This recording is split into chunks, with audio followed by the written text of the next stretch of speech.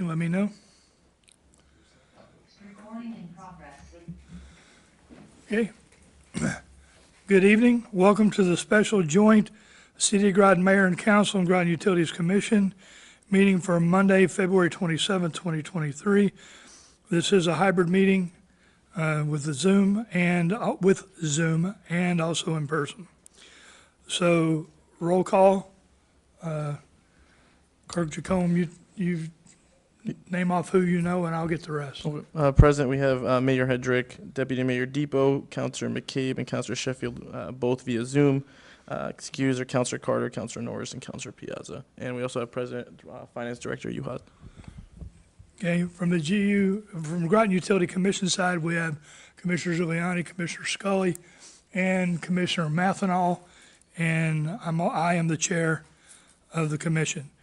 It was scheduled as a joint meeting. Since I do not have a quorum on the council side, we are going to continue. We will have this as an information session. We will record this and put this on YouTube so that the information about the Water Utilities Department rates will have that as an education. So with that, the presentation, this is the rationale for proposed water rate schedule presented by Mark Beauchamp of Utility Financial Solutions.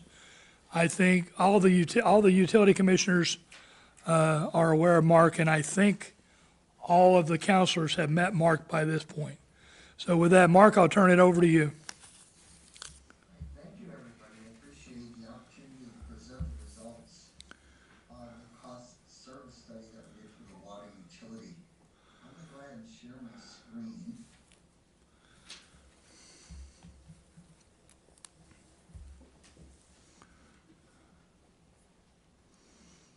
Can everybody see my screen?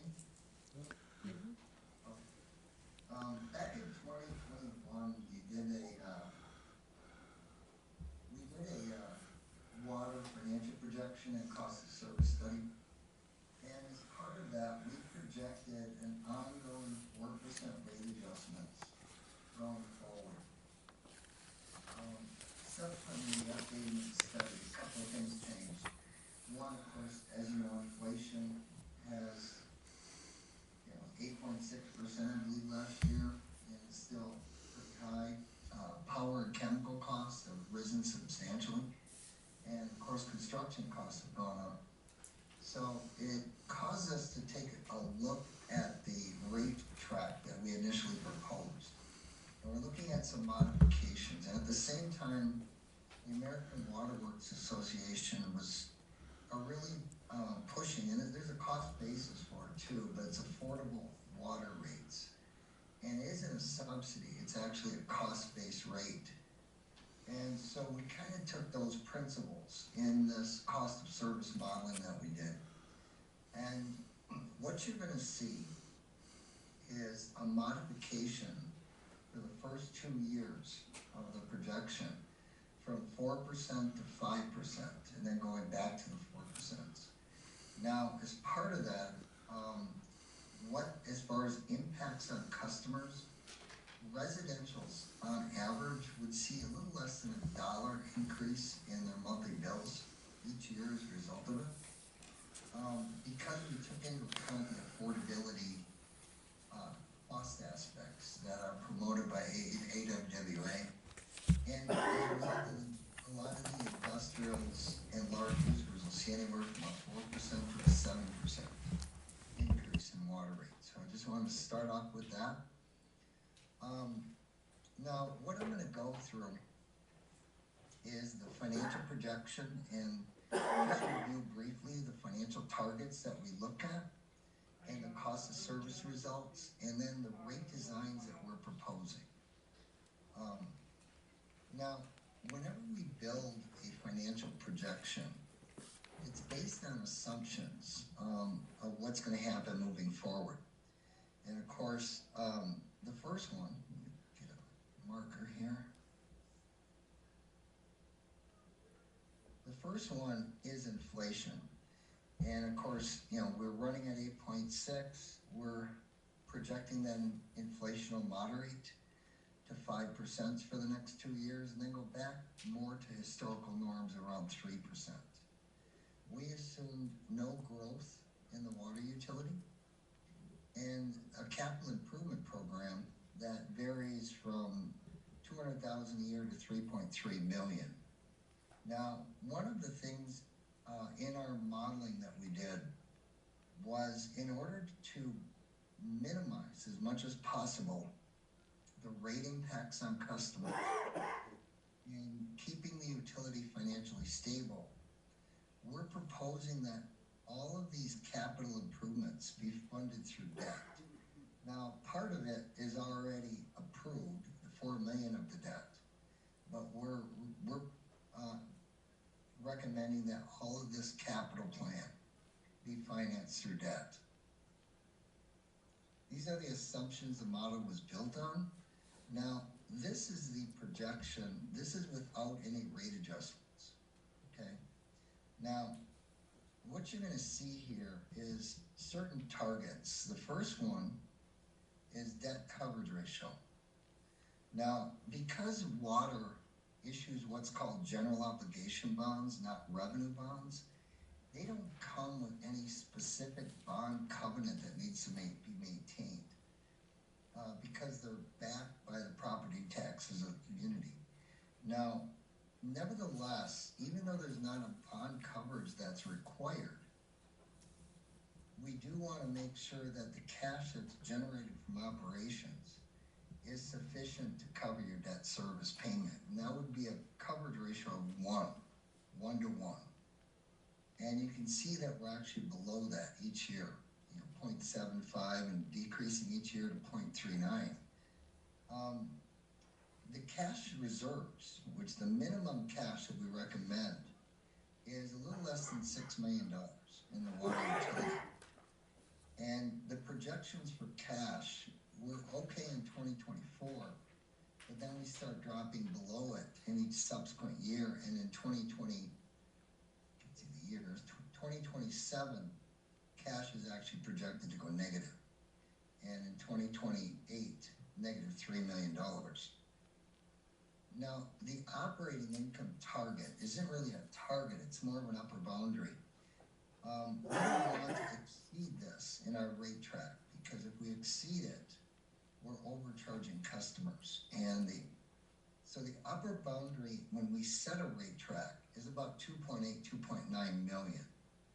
So in setting rates, we want to make sure that we have an appropriate debt coverage ratio, that we maintain cash above your minimums, and we stay below the target operating income. Now, this projection assumes that all the capital improvements are funded through debt. If we try to fund it through cash, the operating cash would go even lower than the $3 million. So what we're proposing is an adjustment to the rate track for 5% increase for the first 2 years. And what that does is the debt coverage ratio over here, we're still slightly below 1, but in 2027, we actually moved to 1.0 coverage. On a cash reserve standpoint, you can see we're not exceeding, we're not above our minimum, but we're very close with this rate track. So our projected cash balance in 2028 is 5.6 million, and our recommended minimum is 6 million. So we're still below it, but not by a lot. So this is one of the main factors that I just wanted to see if there's any questions on, is the modifications to the rate track from the 4% to the 5%. And as I mentioned earlier, that means about $1 per month increase in the average residential customer's monthly bill. Now, this is the cost. Oh, go ahead. It makes sense. You're talking a minimum impact. I'm sorry. No problem. Thank you. You're talking a minimum impact on the residential, which is what we're looking for. Yeah. And that's consistent with the AWWA recommendation And those are cost-based, and I don't wanna get into a lot of the details of why, but what you're gonna see is when we did the rate design, we gave the first block of usage less of an increase than we did the outer block.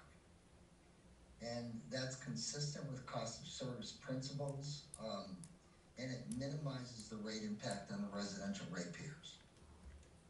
But that wasn't, I want you to understand, that wasn't my objective in what I was doing. My objective was to do what's cost-based. Does that make sense?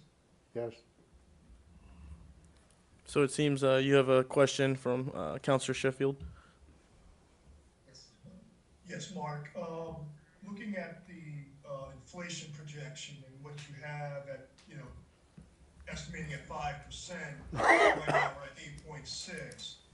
If we don't get a lot lower than 8.6 by, let's say, 2025, do you think we have to reevaluate the projections as far as the increase? Quite likely. Inflation, like in the electric utility, inflation has a minimal impact. In water and wastewater, inflation has a pretty substantial impact on cost and rates. And so if they did stay high, like 8-9%, yeah, it's likely we'd have to revisit that. Great question. Okay, thank you. I don't know if you can see me over here, Mark. Quick question. I'm looking at the cost of service study that, or the presentation from 2020, and the rate projections at that time, the rate increase projections were 4% each year. So is the rate projection on this new service study 5% on top of that 4%? Or does that mean we're going, instead of doing a 4% rate adjustment, we're doing a 1% rate adjustment? Right, instead of the 4%, we're doing 5%. I mean- So I guess it's 1% above the 4. Okay, that's what I thought. I just want to make sure I'm understanding that correctly. So we had projected in 2020 that we were going to have to do a 4% rate adjustment anyways, and we're just changing it to 5% to make sure that we're, because we were falling behind inflation. Okay, thank you.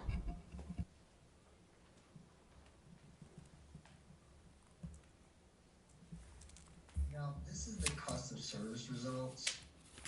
And for this slide, primarily, I want just to focus on the retail consumption. This is the actual volumetric charge, which showed the need for a 16.3% increase. The average increase in the studies identified the need for a 13%, but we're not recommending that. That's to hit the target operating income or the upper boundary. But it does show that most of the increase should go into the retail consumption charge. And you'll see in our rate design that's pretty consistent with what we did. If you look at the customer charge breakdown, the 5/8" meter, which is the predominant meter size, you're currently charging $18.84. For a 3/4 inch meter, which is a lot of residential also, the cost of service study showed it's $18.52. So when it came to these charges, they're pretty much in line. What you're gonna see is like a 25-cent increase that I gave each year to the customer charge in them, but very modest. Then of course these, we were a little bit more aggressive, not substantially. But again, we took the cost of service results and so in the rate design that we did, the 5/8" meter and the 3/4 inch meter, we went from $18.84 to $19 or 16-cent increase, and then a 25-cent increase in year 2 and year 3. So a real modest adjustment.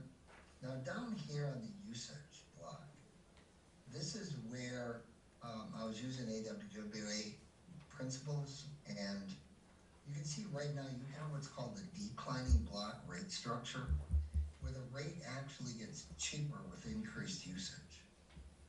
And what I did is I gave the first block about a 2% increase each year, and the outer block 5-6%. So I put most of the increase into the outer block. Now, this rate design is projected to get additional revenues of 5% in year one, 5% in year two, and 4% in year three.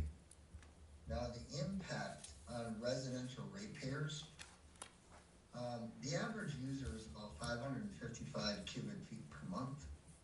So they would fall right in between these two. So you can see that year one would be somewhere between 75 and 86 cents, and a little less than $1 in year two, and about $1 in year three, which equates to a 1% residential increase in year one, 1.4 in year two, and 1.4 in year three.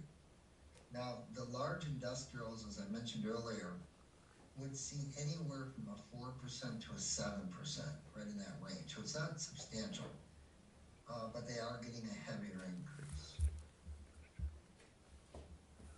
So, now the plan with this is, the next step for this is a rate hearing, public rate hearing. So, that's kind of the next step, and this is an information meeting that, you know, and as what we're looking for, what we're looking to do with rates.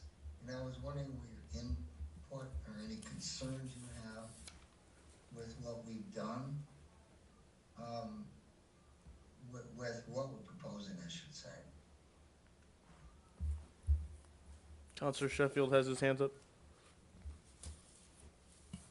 Yes, Mark, when you talk about the general obligation bonds, stepping, back from to the beginning, how much do you think we'll need as far, as a potential bond for, projects that are gonna be needed? Well, right now you have 4 million that's approved, but if you were to total all of these, that's about $8 million, and you have 4 million of it approved. So we'll need an additional 4 million at least to, cover what's, okay.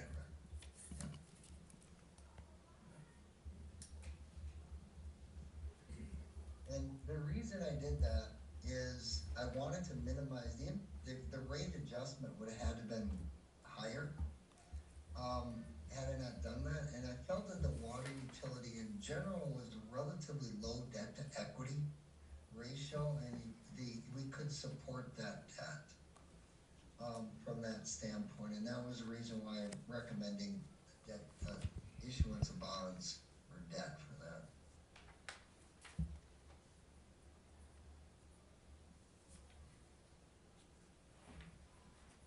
Is there any other questions, concerns, anything on what we're proposing? I don't see any on Zoom, man. See? I don't see any on Zoom. Okay, we have no other hands. Anybody in the room? Okay, there are no questions in the room, Mark. Okay.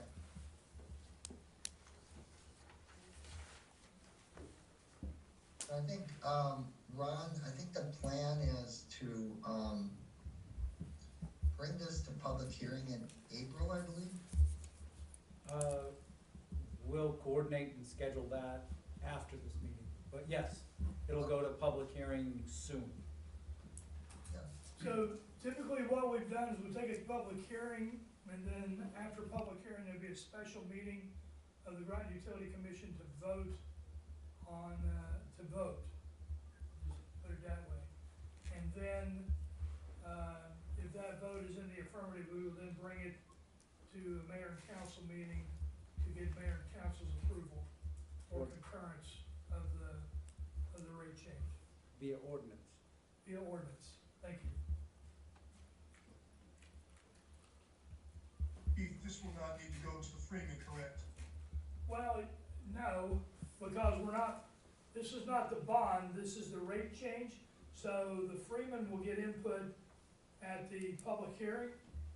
That'll be their opportunity to speak, and then it'll be approved by commission, and then, countered by, it'll be voted on by the commission, which probably result in approval, and then it'll come to the council.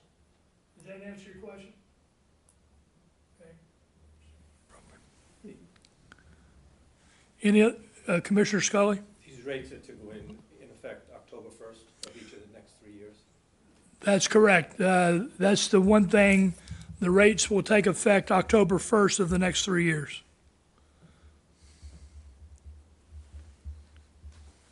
Will it start in October 2023? Would start in October 2023, that's correct.